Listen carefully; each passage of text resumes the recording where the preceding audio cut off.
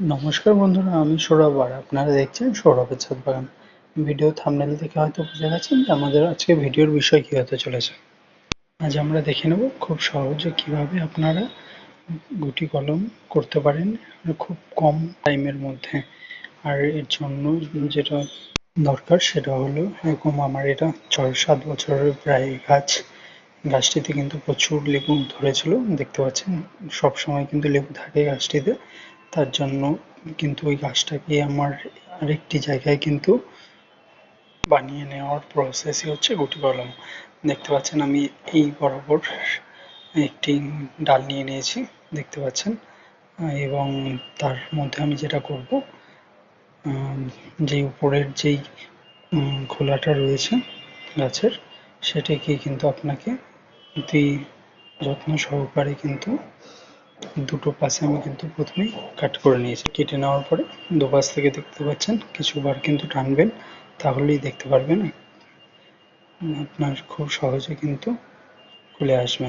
এবং আমি এখানে কিন্তু যেটা বলে রাখি, সব থেকে জরুরি বিষয় সেটা হচ্ছে কি নিয়েছি। সেক্ষেত্রে কিন্তু আমি নিয়েছি, এখানে কোকোপিট রয়েছে, তার সাথে কিন্তু আপনার মাটি রয়েছে, বাগানের মাটি, তার সাথে বালি, এবং তার সাথে আমি ইউজ করেছি কিন্তু পাতা পচা সার। আর তার সাথে কিছুটা পরিমাণে গোবর, সেটা কিন্তু আমি ভালোভাবে মিক্স করে নিয়েছি। মিক্স করে নেওয়ার পরে দুপাশটা কিন্তু ভালো করে আটকে দেওয়ার পরে আমি কিন্তু তার উপরে নিয়েছি নারকেলের ছোবা।